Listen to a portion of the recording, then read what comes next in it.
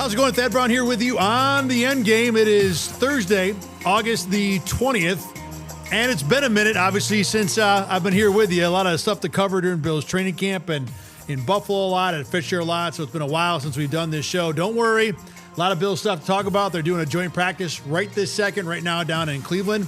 Got a lot of thoughts on that. They've added a player, a veteran of some note. We'll discuss how that impacts the defense, and then some overall thoughts of camp, a camp that's been, I think, a pretty darn good one for the Bills so far, where I think it leaves them now when we look ahead towards the regular season and a whole lot more. We'll talk some stadium stuff too, because why can't you? Why don't you this time of year? This seems like the only thing that we're talking about these days is, not the only thing, but it's a big part of the conversation, what we all think of this new facility that the Bills have constructed in Orchard Park. All right, let's start with some quick thoughts on the joint practice. And it's been great because the Browns, unlike most teams in the NFL, do allow teams to, or media, to record plays in team drills. So 11 on 11, 7 on 7. There's highlights all over X right now. I've been spending the last hour just checking in on different people, both Cleveland and Bills beat media. The funny thing is, I think because the Browns do this all the time, it seems like the Cleveland reporters are more adept at getting highlights on social media than the Bills reporters are. And again, the Cleveland reporters have a heck of a lot more practice at it. Most of us, we know when we get to team drills, time to put away the cameras, but not today.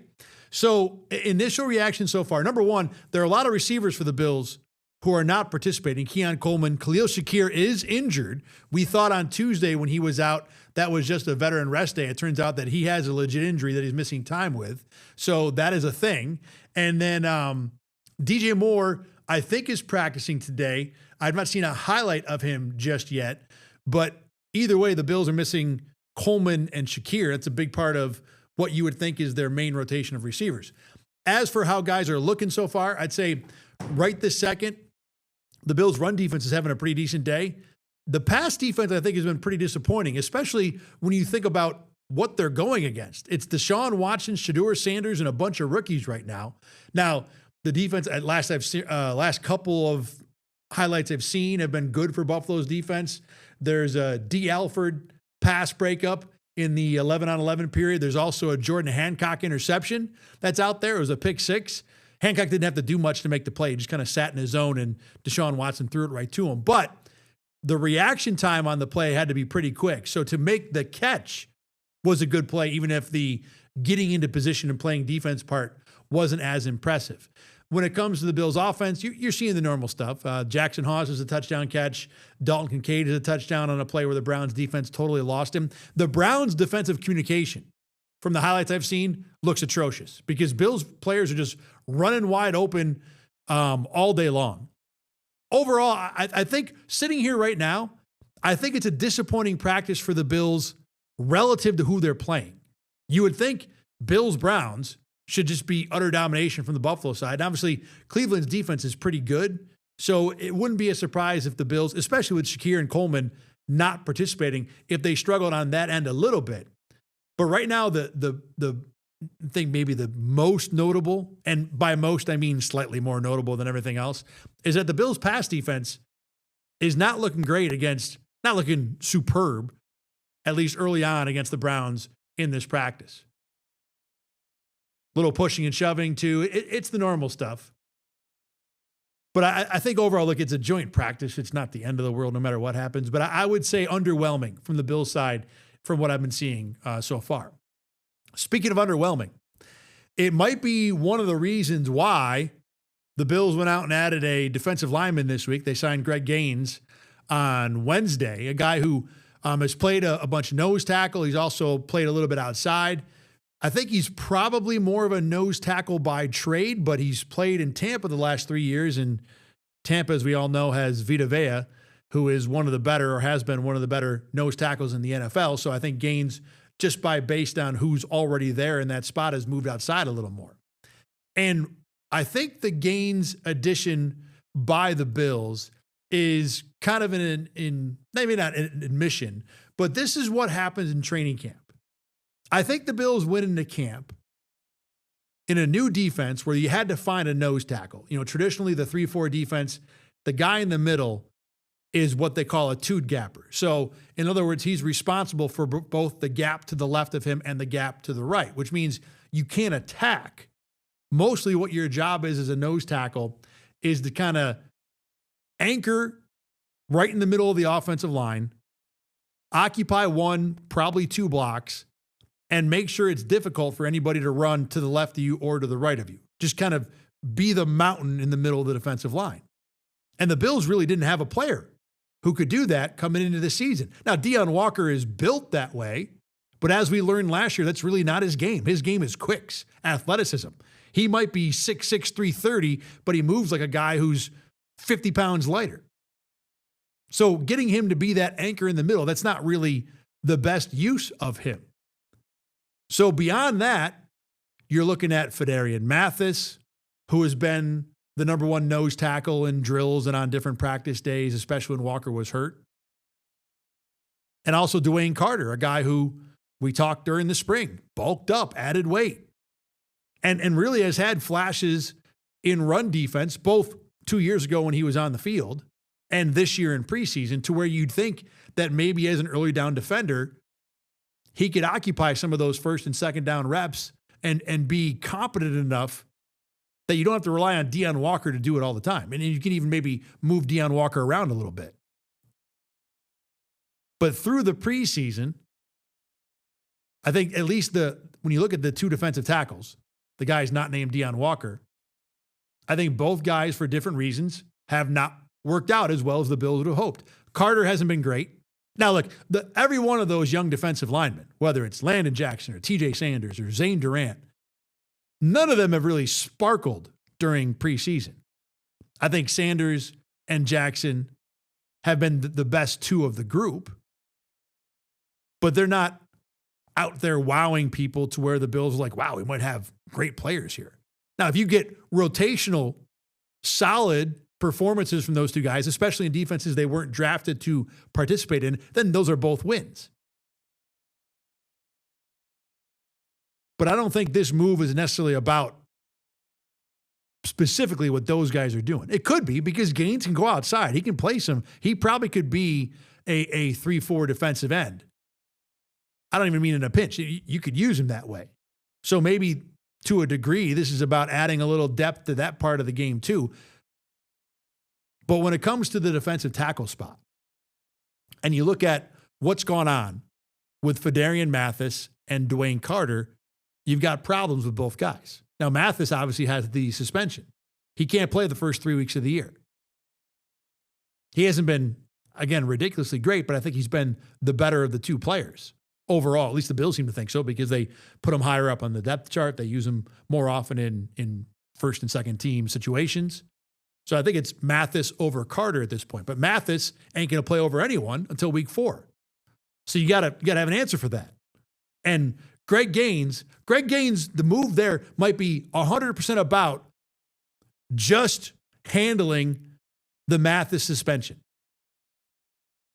You know, perhaps you put Mathis on the 53. You know you're not going to have him for 3 weeks, so you bring Gaines in to cover that spot. And that literally might be the extent of why Greg Gaines is in Buffalo. But this might also be about the fact that the Bills don't feel like they can trust Dwayne Carter to do that job on a regular basis. And again, I go back to, like I said, this is what happens a lot in training camp, because the Bills took a couple of younger guys in Mathis and Dwayne Carter. Both guys are former third-round picks, semi-recently. Obviously, Mathis not with the Bills, but regardless, they were both day 2 picks. These are both guys who came into the NFL with day 2, third-round potential, which is a decent piece of upside. And you begin camp thinking, well, we got Deion Walker. He's going to be awesome, we hope. We know at least that he can be functional. We can make plays with him. And then we got Carter and we got Mathis. We'll see if we can get something out of one of these young guys. You know, we'll see if they can realize some of that potential. Well, now we've gone through about half of preseason, half of training camp. And Mathis because of a suspension, Carter because of the lack of consistent good play. The Bills are looking at both these guys and thinking, well, we're not realizing the ceiling. We don't think we can see that big hit result, that high level outcome we were hoping for from these two young guys. And because they're both young and untested and unproven, and even in a new defense, we're not sure if we can use them at all. So we go out and get Greg Gaines as a floor play. You try to hit on the ceiling with Mathis and Carter. It doesn't seem like you're going to go that way. So now you make sure the floor is covered. You bring Greg Gaines in as a guy who's played in this league 7 years. He's been a consistent rotational defender. Everywhere he goes, the guy plays a minimum 35 to 40% of snaps. He's not a star. He's not probably changing your defense or readjusting what your season outlook looks like. But man, you can run that dude out there as a backup in the middle, and he's not going to hurt you. And when I watched him on film today, and I didn't study all 385 snaps he played last year, but I saw a good 50 to 75 of them. That's what he looks like.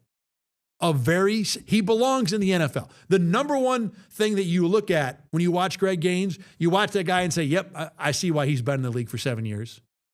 I see why that he's been a defensive lineman that has been on a couple different teams, but always seems to find his way into playing games. He's been fairly healthy too. He hasn't missed a lot of time. Doesn't start a lot, but he's on the field. And if you really want to get into the weeds on what Greg Gaines looked like in limited film study, to me, he's not a guy that wins initially with athleticism. He doesn't bounce off the line of scrimmage. He doesn't bowl over offensive linemen. But what he does do is battle. That guy wins later in downs quite a bit. He might get pushed initially, but then he's going to keep battling, and fight through, and then maybe make a play. And I will say that when he does win, he finishes quite a bit, or at least gets himself in on the tackle. So again, I don't think Greg Gaines is going to be the difference in the Bills winning playoff games or going to a Super Bowl, but can he take a position that was very much a question going into the preseason, this run-stuffing nose tackle spot, and can he solidify it? I think he can. Now, again, he's got to play at a certain level. You know, Pro Football Focus, for what it's worth, has not been a big fan of him the last couple years. And like I said, watching some limited film today, I was not blown away. Like I said, the guy belongs in the league. But is he changing anything? Is he making you significantly better? Maybe in Buffalo he is, because the Bills don't have that guy. And they haven't had this defense before. Now you find a guy who can kind of do the job. But there's a reasonable chance that Greg Gaines, remember, he was available in the middle of August, that there's a reason for that Greg Gaines might be just a guy. He belongs in the NFL, but he's maybe slightly above replacement level. So we'll see. But I get the move. And this is not anything that's reflective poorly on the Bills or the young guys who have been there. This is how training camp works. You go into late July, August with all the hope in the world. All the guys you drafted, they're going to be great. We loved them. We love their tape in college. They've got such a good attitude, good work ethic. These guys are going to work. And then inevitably, some of them don't. So when they don't, you got to fix the problem. And Greg Gaines, very likely, is an addition to fix the problem. And I don't think Mathis or Dwayne Carter have been terrible. In fact, I've seen Carter flash multiple times in run defense this year. But he also hasn't cracked anything higher than the third team when it comes to being the nose tackle for the Bills. And he certainly hasn't played well enough to where bringing in a guy like Greg Gaines can't help the Bills a little bit. So I get the move. I see why it makes sense. Don't go out there buying Super Bowl tickets just yet. But I do think, like I said, Greg Gaines at minimum should be able to lift the floor for the Bills. All right, you want to talk about lifting the ceiling. The guy who's done that, hold on a sec. We got a, let's see, a sack. Who is that in there? I love this. Let me turn the sound off here. I could do this all day just watching. Is that Greg Rousseau? Who is that? Michael Hoyt? Michael Hoyt's having a good day if that was him. Yeah, well, I don't know if that was a sack, maybe. Max Harrison, good D here. Dang music. Yeah, Max, who's his son?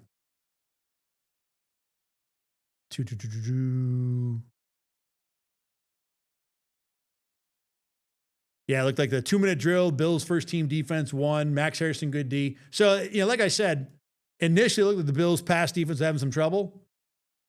But I think they've rallied a little bit here later in the practice.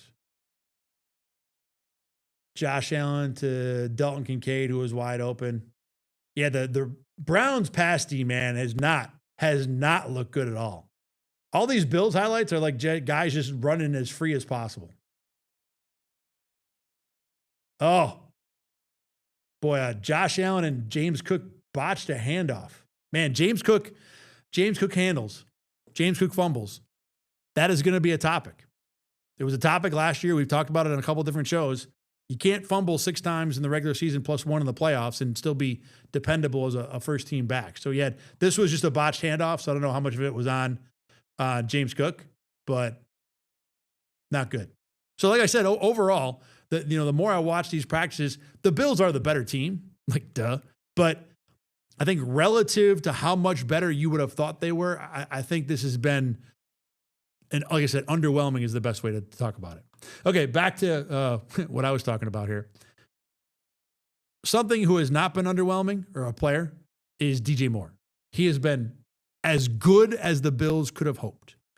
It feels like every day at camp, DJ Moore, or just about every day, DJ Moore has done something that looks exactly like what a number 1 receiver should look like. He's done it all over the field, every level, every type of play. The swag is there. And I mean, this is against, Christian Benford's a pretty solid corner in this league, and they go head-to-head all the time, and Moore does win quite a bit. And I know people talk about how Moore is on the same page with Josh Allen. I mean, no one knows it. That's, I think, assuming that is tough, but there's no doubt that Josh Allen has hit Moore on any number of plays this year. Deep balls, intermediates, outs, everything. And it's really for the Bills. When you talk about all the things that you wanted the Bills to get out of the preseason, if you're a Bills fan, I think the number one thing was DJ Moore looking like a difference maker. And he has looked every bit of that so far in the preseason. In practice, in the game against the Panthers. Every box you wanted to see DJ Moore check, he has checked so far this year. Josh Allen and he are, whether they're on the same page or not, they're certainly in a good spot relationship-wise. And having that number 1 receiver, that was pretty much the only thing the Bills' offense was lacking, right? I mean, this was still, for all the things that we might have complained about the Bills' offense for or criticized the Bills' offense for last year, they were still pretty darn good. I mean, this is easily a top 10 unit, probably borderline top 5. But they didn't have that go-to receiver. And I don't even think Moore doesn't have to catch. I've said this a few times. He does not have to be a 1,500-yard guy. This is not someone who needs to catch 15 touchdowns this year. Just give me a couple third down conversions a week, right? 3rd and 7, go win a route so Josh Allen doesn't have to be Houdini back there every single big leverage play. And from what we've seen in the preseason, it feels like Moore can at minimum be that, because just about every day in practice, we see him making big plays down the field. Again, all levels, all spots, all routes. The book on him coming in was that he wasn't really elite in any area, but he's an 8 out of 10 everywhere, and he has been exactly that in training camp. Every single bit of it. He does it all at a high level. Now, is it possible that what we're seeing is just the result of the Bills not having receivers like this at all, and now suddenly they have one, and all of us are like, wow, this is what it looks like. We never had any idea. And it's fantastic simply because the Bills been trotting out Keon Coleman and Josh Palmer and, the Jake Kumaro and all these other guys who are reasonable pros but are not at the level of DJ Moore. Is that possible? Sure.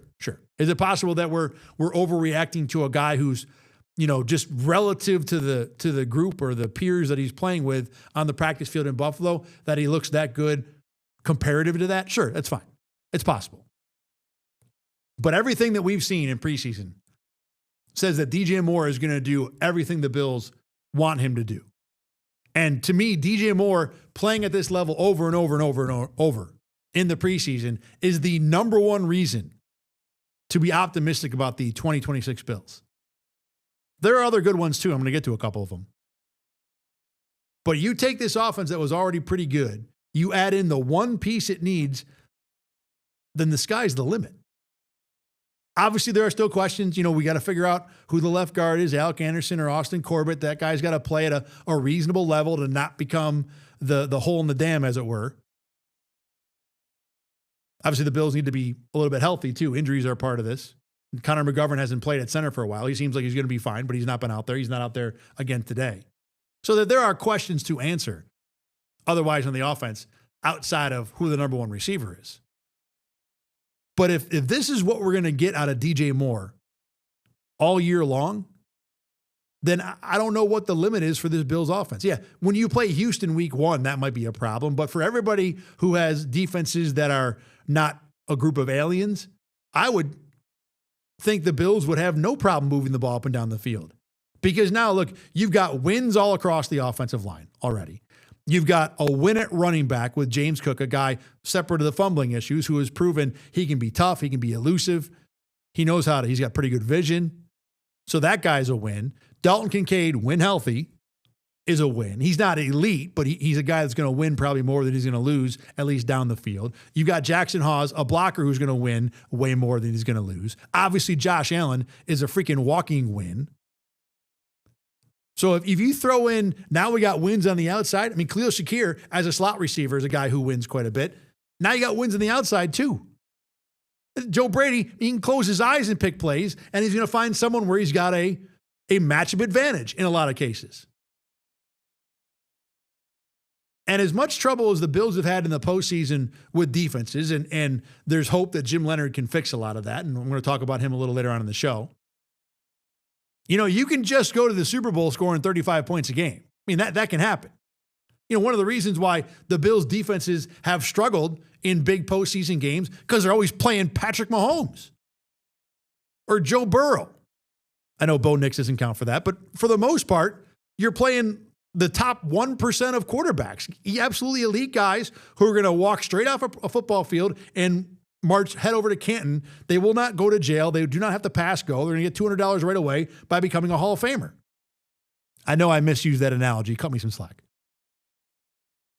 Well, now, if you have one of those quarterbacks, and the Bills do, and then you throw in an offense with him that can just be that, I don't care who you have on defense, we're going to score 30 anyway type of offense, that changes the equation of what you're looking at in the postseason.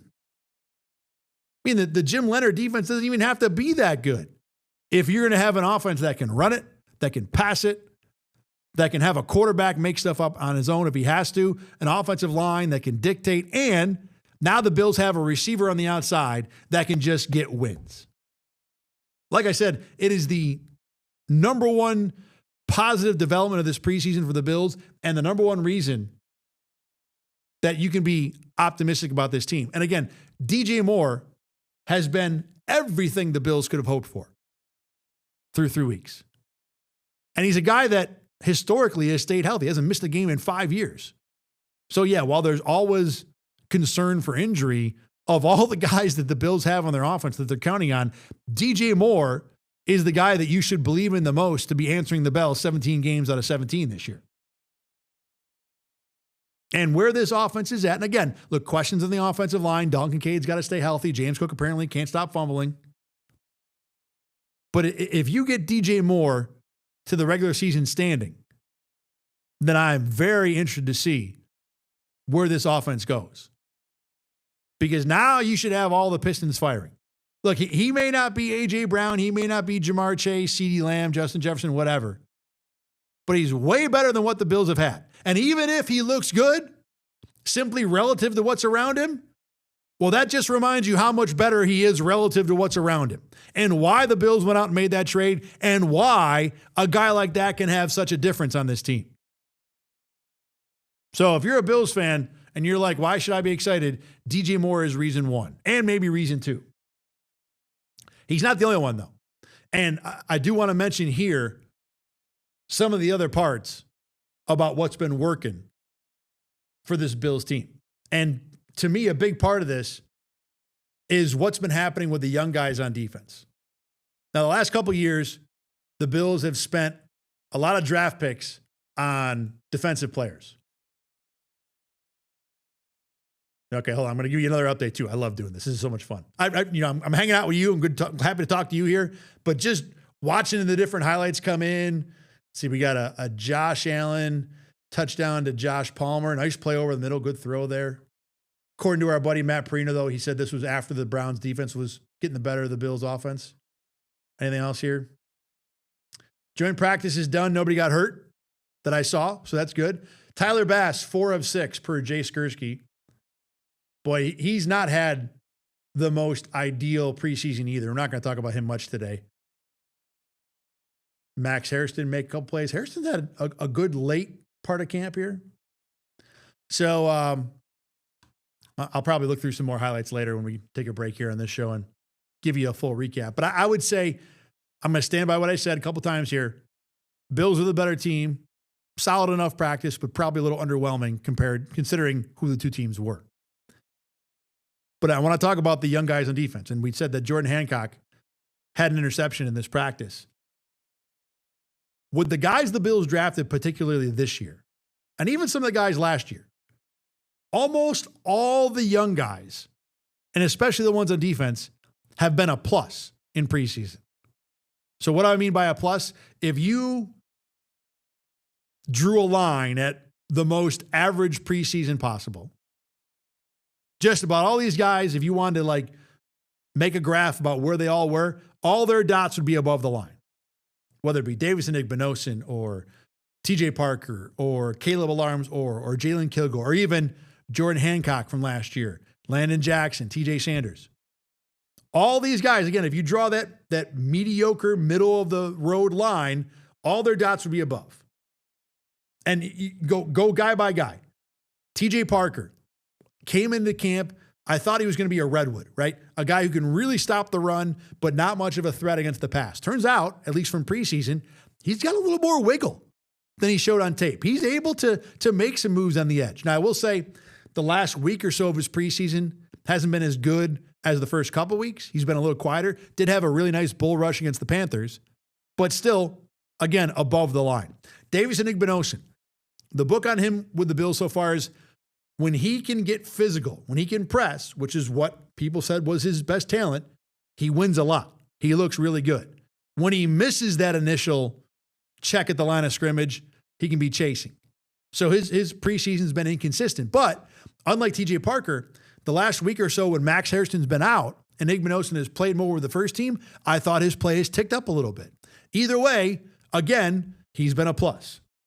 Jude Bowery, not a defensive guy, but I've seen him win a lot of one-on-ones. I've liked him a lot in the one-on-one drills. Team drills not as good, but still some good stuff. And he got a really big seal of approval from Spencer Brown when Spencer Brown addressed the media last week, saying that it took 1 rep of Jude Bowery pass protection for Brown to determine he was going to be really good. Spencer Brown thinks that. I tend to believe him.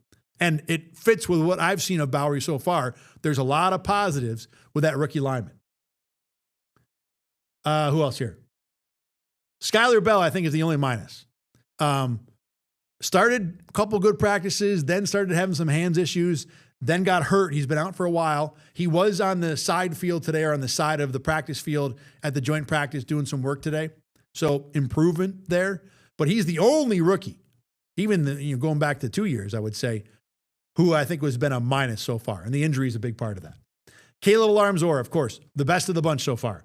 Great approach. We all love how hard he works, time taken after practice, very businesslike, focused on football. And he's been good. He's made plays over and over and over. I thought he was a guy coming out of college who would be better coming downhill, driving on plays going forward than dropping back into coverage. That has been true in the NFL, but he's been pretty consistently good going downhill. And he's gotten a lot of opportunity with the first team, whether it be rotating with Dorian Williams or as a third linebacker in alongside Dorian Williams, and he has not looked out of place, and he has not lost that chance. So he's been on the first team and has stayed there. So absolutely a giant plus for him. Jalen Kilgore makes plays consistently. Consistently might be strong. Has made a number of plays to where you've seen flashes to where you think this is something that can help the Bills. Maybe just on special teams for a while, but if you put him out there at safety right now, I don't think you'd feel like he'd be nothing. Maybe I'm wrong about that. Maybe it's about the fact he's playing with second and third teamers most of the time. But Kilgore, you've seen flashes. Zane Durant, Again, enough flashes to not be discouraged about a sixth rounder. Plus. Jordan Hancock has made play after play after play, especially in the preseason game. Another interception today. Deion Walker, really good in the preseason. Looked borderline dominant at times. He's been good. TJ Sanders, better than last year. I think I'm a little more down on him than most people are, but he's certainly had flashes. Landon Jackson, especially moving to a new position coming off an injury, there have been good moments for him too. So all these young guys, again, plus. And when you look at how it fits into the bigger view of this team, especially relative to how the roster is built salary cap wise, this offense is pretty expensive. Josh Allen's on a big contract. James Cook is on a big contract. DJ Moore is on a big contract. You've got 4 of the 5 offensive linemen on big contracts, even if Osiris Torrance doesn't exactly have a giant cap hit right now. Khalil Shakir is on a big contract. There's a lot of money being spent on this offense. So if Brandon Beane has a bunch of hits the last 2 years in the draft on defense, and I'm not saying all these guys are going to be hits. I'm just saying through 3 weeks of preseason, just about all of them have the arrow pointed up. Just about all of them have been a little better than expected. Well, if you can have an army of cheap defensive talent, and again, with where this offense looks like it's headed, you don't need these guys to be great. Just be functional, make plays, capitalize when you get the opportunities. That is exactly how you open up the type of Super Bowl window where you win championship after championship. This is what the Chiefs did to build that defense that led them to their last little group of runs here. Not the extended one, the last couple. So this is exactly what the Bills and Brandon Beane should want. This is how you succeed in the salary cap NFL. You pay the good players on offense. It doesn't have to be necessarily on offense, but the Bills have had a lot of success finding good players on that side of the ball. So you pay all them, and then you draft up a really good defense. And as we'll talk about after the break, you put them underneath a coordinator who really seems like a smart guy. But if these guys, and you don't even need all of them, you know, I'm pointing all these guys who've been a hit. I don't think we're going to see a lot of Zane Durant or Jalen Kilgore affecting games this year. Or even Igmanosin for that matter. Max Harrison, I think, has been pretty solid as the top, the first teamer when it comes to corner too. But if you're getting regular contributions from Alarmzor, if you're getting TJ Parker to be a really functional third, fourth defensive end, if you get Jalen Kilgore off the bench when you need him at times, if Zane Durant is a solid enough rotational defensive lineman, or even, you don't even need Durant. If you can get good snaps consistently out of Sanders and Landon Jackson, this is about as good a Super Bowl window as the Bills will have had in the Josh Allen era. It is way too early to make that kind of assessment and feel certain about it. But again, through a little more than half the preseason, the young guys that the Bills have drafted the last 2 years, and especially this year, for the most part, have all been pluses, have all been better than expected. And finishing off that build with a couple of really good drafts, to me, is probably one of the big keys to making this a championship team. DJ Moore's a part of it, and this is too. Because the last few years, when you've gotten to the postseason, the guys that the Bills have drafted just have not been contributing enough. They're either hurt or just not playing well. And obviously, I'm sitting here and talking to you about successes in August and drawing a line, or at least attempting to draw a line to successes in January. Wildly different things. But all we got to work with this team right now is what we've seen in August. And I'm telling you, what we've seen in August has been encouraging for sure. All right, let's take another break here, or take a first break here. When we come back, we talk about, so the Bills have been good, right? Well, how good are they? How much of a difference has this preseason made? I will talk about that after a break. My name is Thad Brown. This is the Endgame. You're watching Rochester First. We're back right after this.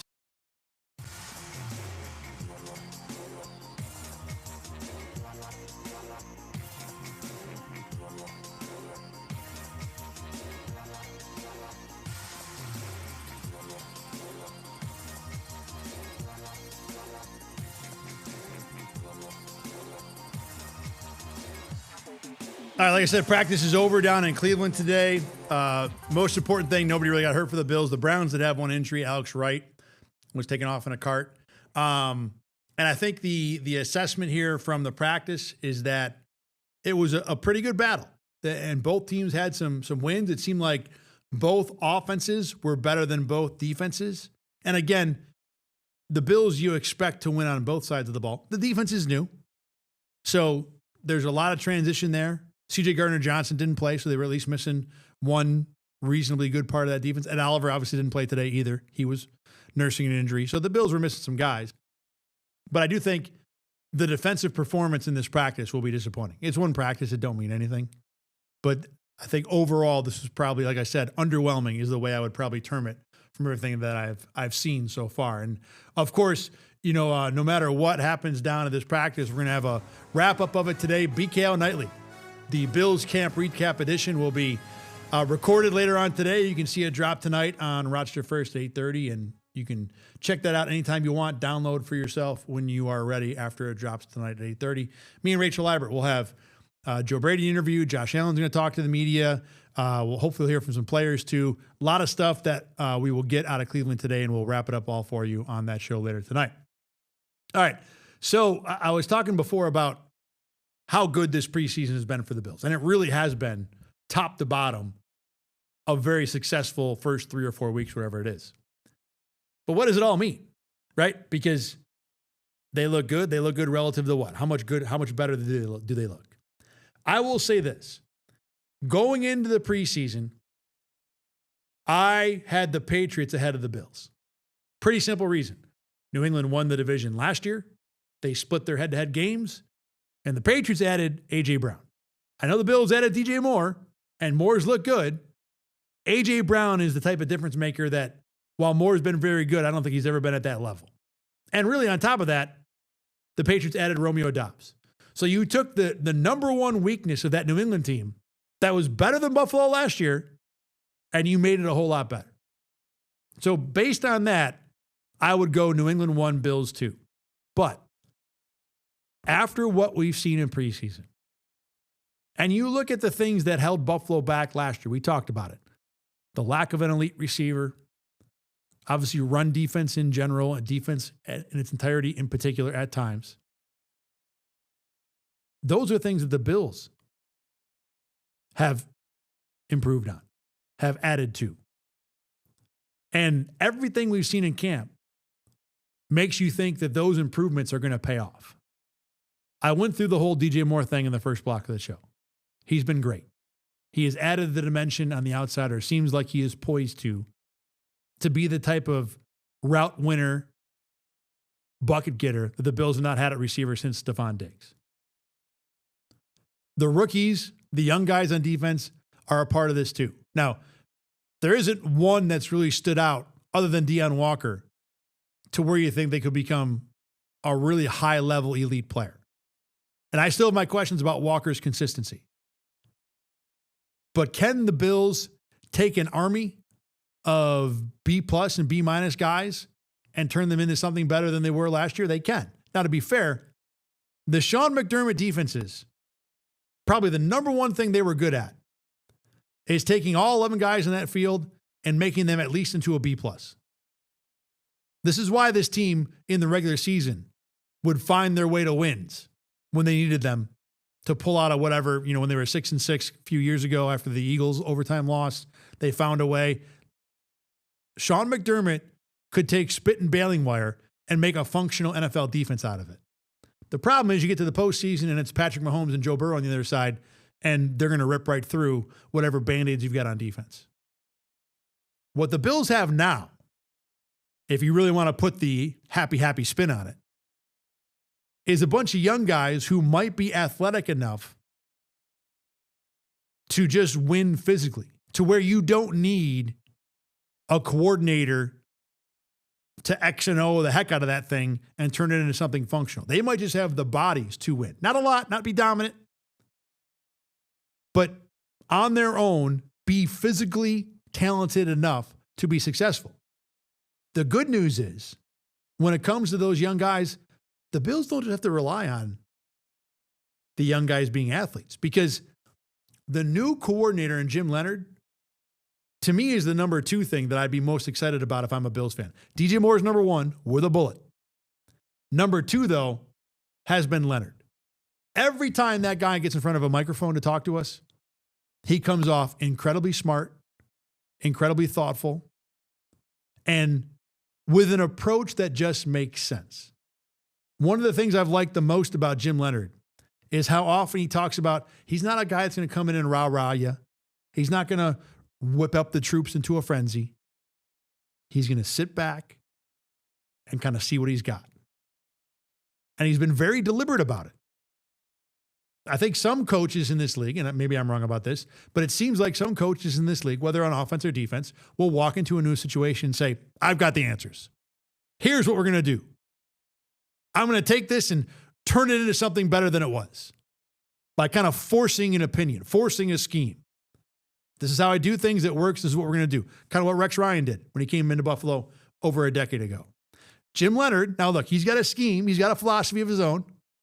And I think he would like the Bills, personnel-wise, to get to that. But it seems like early in his career, he's going to let kind of the hand he's been dealt dictate how he plays those cards. Which, in general, most people think is the best way to go about playing football, and I'm definitely among them. He's smart. He's logical. The way he's been more open talking about what he's done on defense than any other coach. Maybe not any other coach, but than most coaches the Bills have had, most coordinators the Bills have had. And maybe that's a media bias that I'm happy about what I'm getting, ergo he's going to be good. But one of the things I've thought from the moment camp started is that if you, just in terms of media presence, if you put Joe Brady next to Jim Leonard and brought someone in who didn't know what job they had and had them close their eyes and say, which guy do you think is the head coach? I think they would guess Jim Leonard 10 times out of 10. And to that point, I don't think Jim Leonard is going to be a coordinator in this league very long. He just seems to have the temperament and the correct big picture approach to easily handle a head coaching job. Now, big time, I'm yanking that cart way in front of the horse there. But everything we've seen from Leonard so far has been very encouraging and very impressive. And if you take a defense, and maybe these two things are not unrelated, that the young guys on defense are having good camps because Jim Leonard is here, or maybe the Bills just have a nice group of talent that Leonard, when he can teach them and figure out what they do and understand how best to arrange all of his chess pieces, that he might turn it into something really good, that certainly is on the table.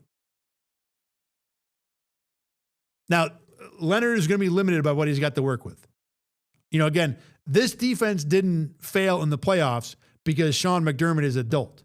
This defense failed in the playoffs because the people who were on the field weren't as good as the people on the other side of the field.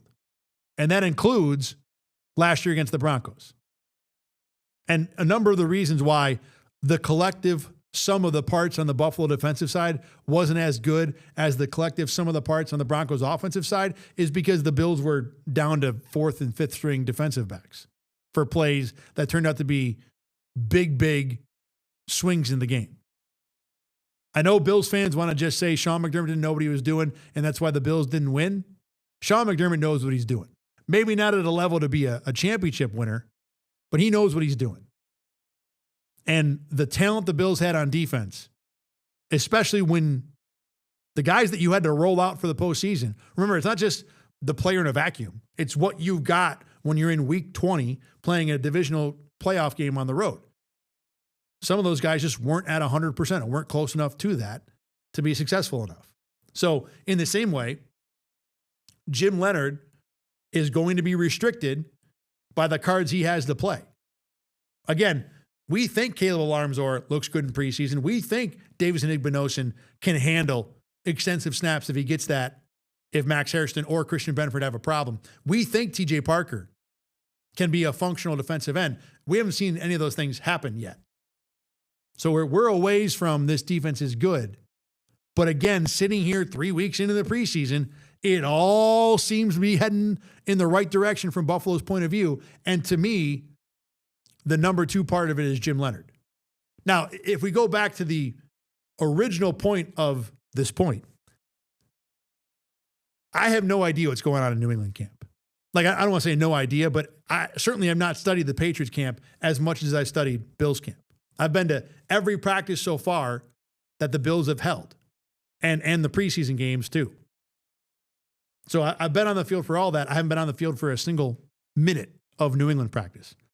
So while I'm sitting here and telling you that the Bills preseason and training camp has been good enough, in my mind, to push them ahead of New England, maybe New England looks better too. I don't know. I haven't been there. It seems like the few highlights I've seen, and I've checked out a few things because obviously this is a team that's going to be an important part of what Buffalo's future is going to be in 2026. It seems like Drake made A.J. Brown is working out fine. I've seen a few A.J. Brown highlights. Haven't seen anybody notably get hurt to where that's significantly altering the Patriots season. So I don't know if New England's having a good camp. Maybe they are. Maybe they've improved too. Maybe if I talk to one of their beat writers, they might say, you know what? We've seen a number of guys who have outperformed our expectations. So we think this team might be even better than we thought they were all going to be. Maybe that's true. But from what I've seen of Buffalo, they've done enough in my mind to improve their outlook to where I think they're the better team. And if you said you got to, bet the mortgage on one team or another to win the AFC East, I would bet on the Bills. It's going to be close either way. It's going to be a great race. But I think Buffalo's done enough in preseason so far to make me think that they have improved enough to where they can overtake New England. And it's not like Buffalo was miles behind. They only had to get a little bit better in my mind to where I'd think they were better than the Patriots. They have done that in the preseason. Last thing I want to get to today is Highmark Stadium, which has gotten obviously a lot of discussion, a lot of controversy. The obstructed views has dominated a lot of the media discussion, ours included here. And there are some rough seats in that building. And look, I understand that there was a trade-off. You obstructed views in exchange for wider concourses and opportunities for people to see the field while they're on the concourses. There are arguments for both of those. Obviously, if you're sitting in an obstructed seat, you'd be mad. If you don't have an obstructed seat and you're like, wow, the concourses are big too, you'd think it's awesome. Here's the thing about this stadium, or at least where I've landed on after being in it now 3 times. First of all, it's a huge upgrade. Bottom line. I mean, it's way better than the old one by a mile in 1,000 ways. It's just cleaner, nicer, newer. Everything works better. It's better. But when you think about good stadiums, or when I think about stadiums that I like, most of the time, if not all the time, those buildings have something that reels you in, something that grabs you. In Atlanta, it's that circle scoreboard. For the record, I hate Atlanta, but some people do. In SoFi, they have a cool scoreboard with a weird roof that's kind of like a table over a stadium. In Minnesota, wildly good atmosphere, open air press box. I know that's not a fan-related thing, but it's still a thing. Indianapolis has these giant windows at one end of the field that just make the whole environment cool. It's just a really different way to look at it. Seattle, obviously they have the noise, and even that stadium is configured in a very unique way. So, these are the buildings that most people will think about and say, those are the ones I like the best. Those are the best ones. And the good stadiums, the elite stadiums, have something about them. When you say, well, why do you like them? You can say it's that. Even Kansas City Arrowhead, it's the noise. It's the old school football stuff. Highmark Stadium in Buffalo doesn't really have one of those things. I mean, when you walk into that building, the Buffaloes are kind of cool. You can maybe put that there. But when you walk into that stadium, there's nothing really crazy that grabs you. It's not a dome. It's not unusually configured. Yeah, it's tighter. It's more intimate. It's really kind of built more vertical than most football stadiums that I've ever been in. But that's not a grabby thing. It's not if you're someone who's seen all the stadiums and you walk into Buffalo and yeah, it's new and nice and everything, but there really isn't anything about that building that stands out as the number one trait. The thing that when you talk about Highmark Stadium, what's the first thing you tell someone? Right now, it's just that it's new and nice. There isn't a thing in there that really says, wow, they have this. And I think that was intentionally done. Not to the point where construction and planners were saying, let's build a stadium that no one's going to talk about. What it seems like the Bills wanted to do through various conversations with the team and stadium officials and being in that building, that stadium is about one thing: football. It's about making things better for the Buffalo Bills. It's not about having a giant scoreboard that people are going to look at and be like, wow, that's awesome. It's not about having all these grandiose little amenities. It's not about being gigantic. It's not about having a dome. It's about making it better for the Bills. And it's about football. So when you build a stadium like that, and you can, and I think there's a lot of good reasons why, A, it works in Buffalo, and B, it's a good idea in general.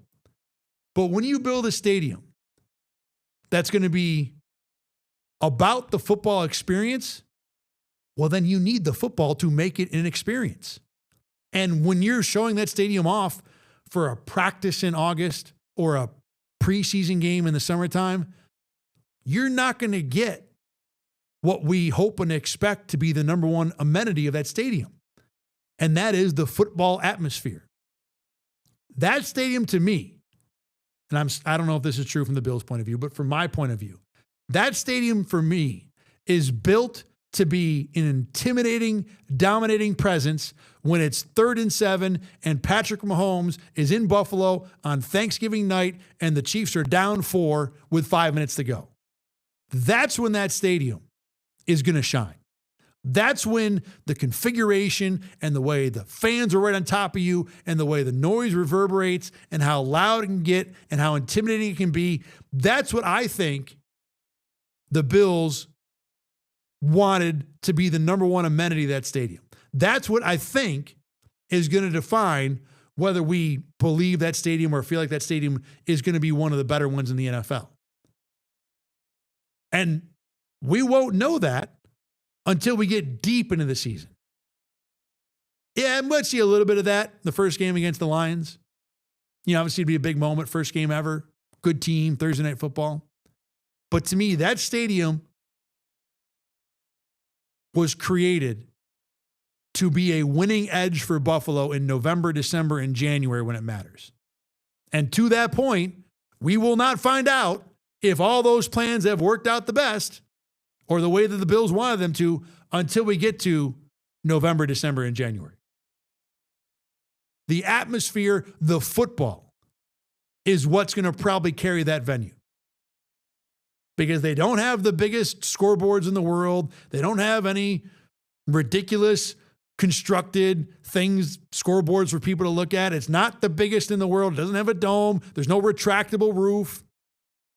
The Bisons are cool. They're going to be really cool when you light them up at night too. But I think what we've seen through the first few times being in there is that while it's a ridiculous upgrade in every way, it's super nice, it's super new, there's not something about that stadium that like reaches out and grabs you and says, wow, this is really cool. I didn't know you could do this in a stadium. All the stuff in there is something that's things that you have in most stadiums. And obviously the controversies about the obstructed views and the size of the scoreboard, even the grass, you know, some of that stuff, like the obstructed view stuff, obviously the Bills can't really do much about that. The scoreboards are what they are. I think people will ignore that pretty quick when the football gets good. The grass very likely will get better, whether it be through just experience of the Bills working with players and after every game and, okay, we've had this game, let's see what we do here. Okay, we're going to try this. Those things will probably get better. And even some of that stuff too, I think people will get used to. You may not like the scoreboard when you first walk in. I don't think everybody even feels that way, but for those that do, you will get to the point where, okay, well, this is, you know, just how it works and I'm used to it now. And some people will walk in and be like, the scoreboard's fine. I like it. It's great. The thing that's going to grab you is going to be the football atmosphere. How does that thing feel when the games really matter? How does it feel when it's Josh Allen on one side and Lamar Jackson on the other, and everything in the world depends on what happens on this next play with 3 minutes to go? And I do think that stadium has the potential to be really exciting in those spots. The way it's configured and the way the sound is supposed to reverberate, it could get really intimidating. It could get Arrowhead level in terms of noise and just how good it feels to watch a football game in there. Now, look, some of the other things are going to have to work out better. I think there are concerns about whether or not the glass that people have to see through is going to be okay when it gets cold, whether people are going to be, the obstructed stuff. I mean, there are issues with that. The grass has to get better. There are things that the Bills have to work out. And we're 3 events into this stadium's life. A lot of things will get better. But one of the things that's always stuck with me about hearing stadium officials talk is back in March, they said, we didn't build this for the Super Bowl. We built this for Bills football. When you build a stadium for a Super Bowl, you need stuff. You need big things to bring people in, to be attractive, to, larger capacities in terms of seats and stuff. Obviously, you need hotels, and there are other things that go into it too. But this stadium seems like it was built to help the Bills win football games. And until the Bills are playing real football games, we probably won't be able to see what this stadium's number one amenity will be. Maybe it won't work. Maybe it won't be as good as people hope. But I think judging this stadium on practices in the summertime is missing the point of what this building was supposed to be. And it's going to be a few weeks, a few months, maybe even a couple years before we really get the total feel of what new Highmark can possibly be. All right, it's going to do it for me today. I appreciate you guys being here with me for this edition of the Endgame. Not sure when I'll be on again. I know next week I got the Thursday preseason game. I got to work that. I may be at practice on Monday. We'll see. Got some changes coming for the show, too. Hope you guys stay with us through that. Thanks for watching today. The news is next right here on Rochester First, and I'll see you again next week or maybe the week after, but sometime soon for sure. Catch you then. Get the Rochester First streaming app today for everything you love from News 8 On Demand, plus exclusive shows you won't see anywhere else. Search ROC and download for free on Roku, Amazon Fire, and Apple TV.